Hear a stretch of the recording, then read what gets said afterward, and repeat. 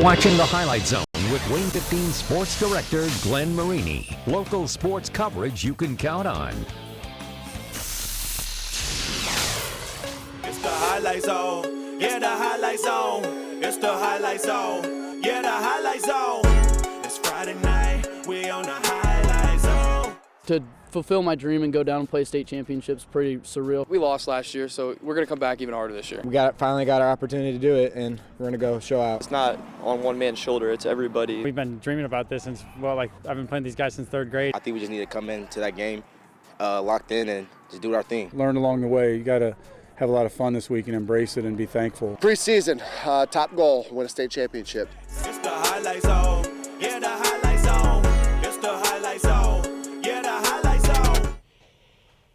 Yeah, it's not a yellow brick road, but the road to state. It's been paved by a pair of teams from the 260. Bishop Dwenger, they'll play for a 4A state title on Saturday. Bishop Luers playing for a 3A championship on Friday. For Luers, the Knights making some history last week here on the Highlight Zone with a 35-zip win over Knox. The program winning its 19th semi-state crown. That is the most for any program in the entire state of Indiana. But what they like even more than that, how about their first ever state title in Class 3A? Bishop Luers versus Cascade. It is your Highlight Zone game of the week.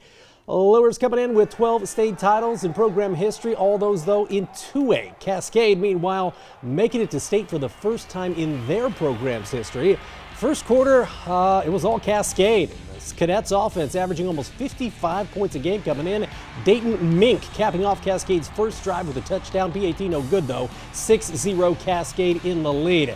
After a Luers punt, more from that Cascade offense. Brady Trebley to Delton Howry. This is a 9-yard strike for a touchdown, and it's 13-zip Cascade. After a 3-and-out by the Knights, ball back to Cascade, and Trebley calling his own number this time. 19-0 Cascade at the end of the first. Luers digging itself an early hole, but here's something they'd like to see. Second quarter, they get some life in that Luers offense. TJ Epperson, the sophomore, watch him stretch across the goal line for a touchdown. It's 19-7, Luers still trailing, but on the scoreboard. Luers defense waking up as well. Dallas Mata, man, has he come on the second half of this season. He forces the fumble. Rory Kelly scoops up the loose ball, and it's a Luers football, but the Knights wouldn't be able to capitalize. Ensuing drive, they give it right back. Toby Savini, as the ball comes out, he recovers for Cascade. Cascade would add a field goal late to go up 22-7 at the half. Third quarter action. Cascade try to go for the dagger, but Darian Carswell says no. A little PBU in the end zone. That was on fourth down, so turnover on down. Still 22-7 heading into the fourth quarter after a scoreless third. Fourth quarter action. It's Epperson. And check out how his teammates come to his rescue. They push him across the goal line, the sophomore, with his second TD of the game, and it's now just 22-14 with just over 7 minutes left. But Cascade, they rushed for 293 yards on the game. Mink again finishes off this drive with a touchdown as Luers falls 29-14 to Cascade. Second year in a row that the Knights are the 3A state runner-up. Josh Ayan has more on the Knights from Indianapolis. Trailing 19-0 at the end of the first quarter, things were looking really bleak for Bishop Luers in this game. But hey, credit to Kyle Lindsey's crew for their resiliency, their ability to battle back and cut this deficit down to 1 score in the fourth quarter. And that never say die attitude, that is what Coach Lindsey hopes his team can look back on once the emotions settle from this game. We were feeling hope. We're a really tough team. Our coaches coach us to be resilient and face adversity. So, we were just ready and we were going to play it like the score was 0-0. And I love these guys, they're so great, and we hold each other accountable, we push each other to be great, and I feel like that brotherly love is what kept us in this game. I'm super proud of everybody. We fight, we keep going, and, not a lot of people get to be here, so we're blessed. It's all God's will for us to be here, and, even though we didn't get what we wanted, you really can't be that mad at the situation. Their ability to just stick together and to, like we talk about all the time, just focus on the next rep. You have to put the last rep behind you. Whether it went well, it didn't go well. You can control what you can control.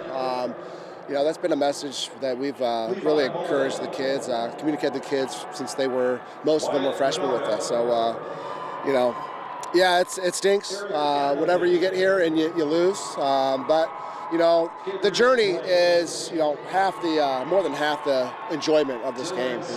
What it took to get here, and I like I said, I couldn't be prouder of a group of kids, 9 through 12, but in particular the senior bunch.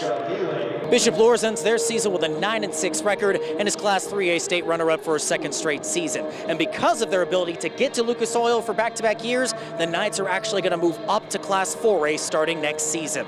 From Lucas Oil Stadium, I'm Josh Ayan with Wayne 15 Sports. All right, well, hopefully Saturday bodes better for the Summit City down in Indianapolis, as for the first time since 2018, the Saints marching to Lucas Oil Stadium. Now that year, the Saints with an instant classic to win the 4A state title. TJ Tippmann, a walk-off touchdown as Bishop Dwenger beating Evansville Central 16-10 in quadruple overtime.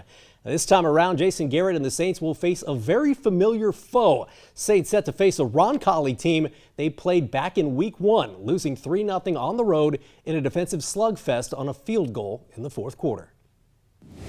Yeah, this is the most focused we've ever been. I mean, we have been watching film all week, getting ready for Roncalli, seeing what we did wrong the first game, seeing what we need to improve on, and going off that, and then seeing what new stuff they had added later in the season, these past few games, and taking it all in practice, getting ready for it, and yeah, we about to show up on Saturday. Kind of, I feel like a switch has flipped where we kind of, in our regular season, we kind of, joke around with each other in practice, but I feel like it's kind of flipped and we're all, as a unit and locked in more just the brotherhood kind of, I'd say. Last time Dwenger made it to state, quadruple overtime. One of the great all-time finishes in state football history. Coach was mentioning that you were a ball boy that day. So tell me about that experience and what it's now like to have it kind of come full circle that you're playing now for a state championship. Yeah, I mean, it's been my dream ever since I was a 5th grader. Watching my cousins, my brother out there playing and then going into 4 overtimes and winning it in the way they did. It was the coolest thing I've ever seen in my life. So to be able to fulfill my dream and go down and play state championships pretty surreal for me, and I'm so excited. Obviously their quarterback is their guy, and they run the triple option well, and what that translates and in play action and some trickery and things like that. So it translates to discipline, right, and assignment and alignment football. And when they try to out-gap us and things and they shift and do some things, we got to make sure that we're locked in and we know where the football is going and then fly to the football. So the great thing about that is our schedule and the SAC and our sectional and the opponents that we've played. We feel like we've seen a lot of these things. We just got to be right. It's assignment and alignment time, and so that's what it'll come down to. Kick for the 4A state title game set for 3 o'clock on Saturday afternoon. Josh Ayan again will be in Indy for complete coverage of the Saints.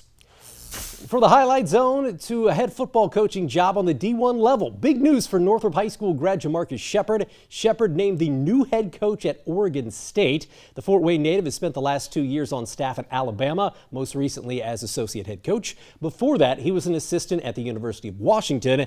Jamarcus also with coaching stints at Purdue, at Western Kentucky, and at Washington State. As a player, he was a Division III All-American as a receiver at DePaul University. He'll be officially introduced as the head coach at Oregon State this coming Tuesday. More college football news. The St. Francis football team hitting the road for a second-round NAIA playoff game, but keeping their season alive on Saturday won't be easy. After beating Evangel University 13-12 last Saturday, that was in the first round, the Cougars now face Grandview University in Des Moines, Iowa. The Vikings, undefeated, ranked number 1 in the NAIA national poll. Here's former Churubusco standout Nick Nondorf ahead of Saturday's matchup.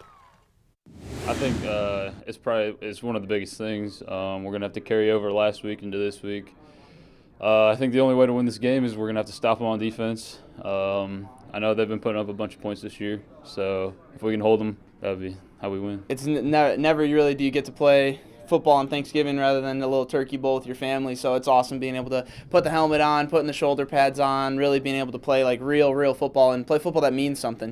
We have a mentality of whatever's on our doorstep, we just say good and we go do it. And so if you look at our guys, they're gritty. They answer the bell every time it's ever asked. I mean, we've had some really tough times this year and some really great ones, but they've never wavered, they've never flinched, and that's what I'm most proud of. Kickoff is set for 1 o'clock on Saturday. As the saying goes, it's not how you start, but how you finish that matters. And Colts fans know that all too well after last week's overtime loss at the Chiefs. This Sunday, Colts are back home and back to AFC South play. They host a surging Texans team that's won 4 of its last 5. Quarterback Daniel Jones is expected to go despite playing with what is being reported as a fractured fibula.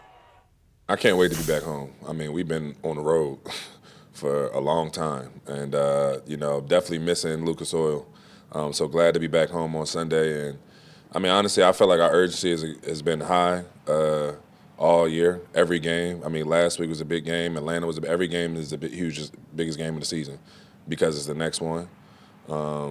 But I will say, the urgency is just a little bit higher knowing we're going against Houston. I don't think anyone here is making it any bigger than that. I think we understand the things we have to do better, the things we've done well all year, and it doesn't change our preparation or our process through a week. So we have a mature football team. I think the messaging from Shane and the coaching staff is that, and to be consistent and attack the week with the same energy, confidence, enthusiasm that we always do. All right, so you can see it right here. Texans at the Colts Sunday at 1 o'clock. It is followed by the Bills at the Steelers. We're talking an NFL doubleheader here on Wayne TV. As always, your Fort Wayne sports leader. So a lot of NFL games on Sunday. Only one on Friday, though. The red-hot Chicago Bears looking for their 5th win in a row. Bears at the defending Super Bowl champs, the Philadelphia Eagles. First quarter action. DeAndre Swift with a 3-yard touchdown. Bears rushing for 281 yards as a team. They led 10-9 heading into the fourth quarter. Final frame, Caleb Williams to former Notre Dame star Cole Komet, the tight end, with a touchdown as the Bears win 24-15. They are now 9-3 on the season.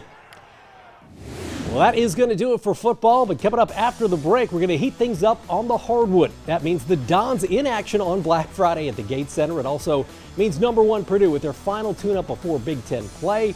Plus, we got a small slate of girls hoops as well. That includes a big-time matchup down in Decatur, an SAC powerhouse in Homestead taking on NE8 title contender Belmont. We got that and more next on the Highlight Zone. We're the Purdue Fort Wayne Mastodons. Stay tuned. We're the Highlight Zone on Wayne TV.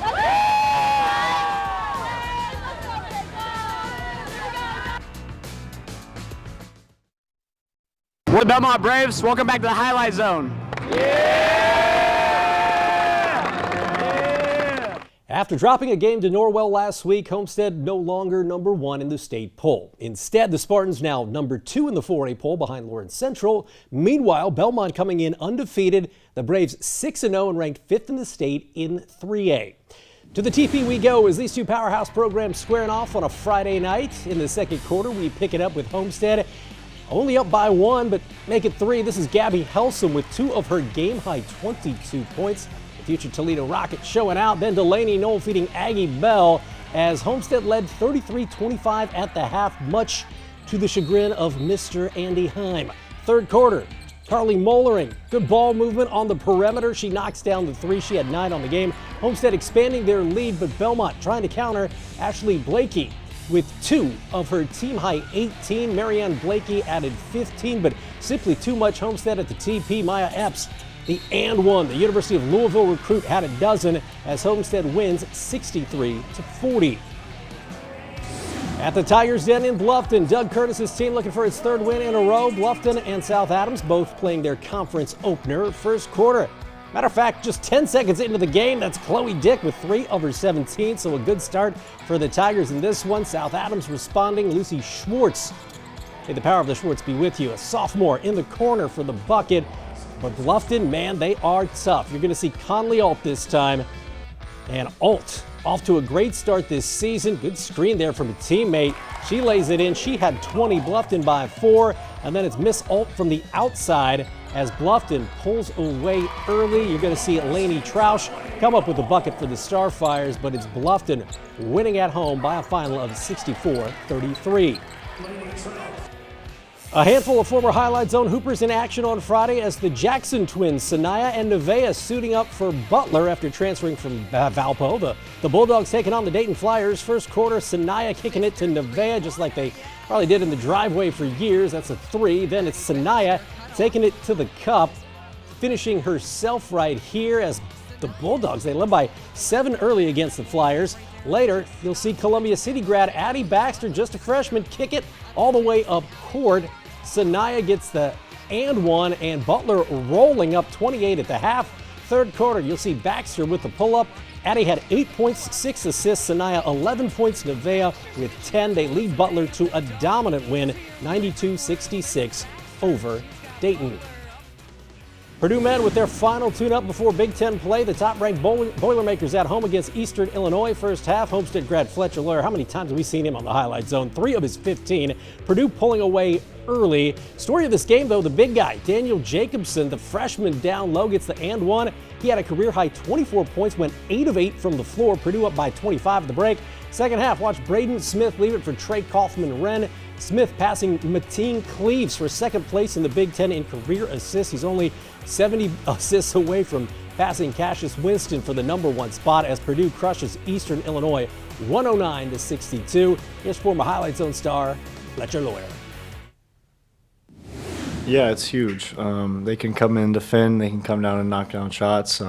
They can really push open that lead for us. So it's no stepping back when that bench unit comes in and when they mix guys in. So it's huge for us moving forward, whether it's foul trouble, injuries, or whatever it may be. So throughout a long Big Ten season, it's going to help a ton. Next up, Purdue opening Big Ten play. That's at Rutgers on Tuesday night. Mastodons with a Friday afternoon showdown against Holy Cross. That's an NAIA program out of South Bend. First bucket of the game, Corey Hadnot with a jam. He had 14 on the game, and the Dons were scoring early and often. Maximus Nelson, a 3-year start at 3 of his dozen. The Dons up 6 just 4 minutes in. Then you'll see DeAndre Craig. It's his turn. He had a game-high 18 points. The Dons splashed 13 threes in this one. How about former Southside Archer Mikhail Stevenson? Coming up with a tough 2. The Dons shot 55% from the floor. That'll win you a ball game. They take it 92-59. Next up, they open Horizon League play Wednesday at Oakland.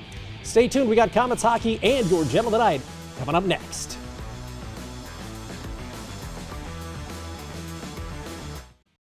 This is Adam Sherman, head football coach at the University of St. Francis Cougars. Welcome back to the Highlight Zone on Wayne TV.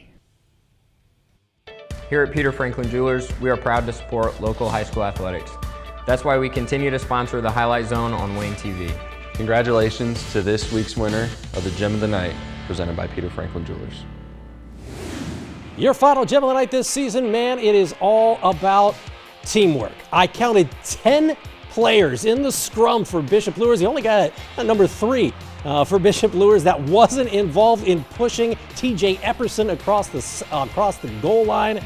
That is exactly what you want. Talking about the resilience, bounce back, not a great first quarter, but they made it a 1-score ball game in the fourth. TJ Epperson and that entire offensive line, matter of fact, that entire offense, that is your gem of the night on that touchdown, brought to you by Peter Franklin Jewelers' final gem of the night for the football season. Finally, Komets nearing the end of a stretch of 7 games in 10 days as the K's at the Indy Fuel on Friday. Second period, down 3-2, James Stefan. Man, has he been good this year. A power play goal, his 9th of the year. That would tie it at 3. Fast forward to the third period. It's now 4-3 Fuel. It's Stefan again on the breakaway. His team leading 10th of the year, and that ties it at 4 and sends it into overtime. In OT, watch this.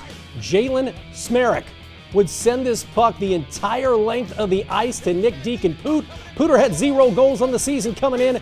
Good time to get your first. That is your game winner as the Komets take it 5-4 in overtime. They're off Saturday, but do host Toledo for the first time this season Sunday, 5 o'clock at the Coliseum. Well, that puts a bow on the high school football season here in the 260, aside from, of course, Bishop Dwenger playing for the 4A state championship tomorrow. Josh Ayen will have you covered right here on Wayne TV. But for Josh, I'm Glenn, and we'll see you next Friday night where we're talking hoops on the Highlight Zone.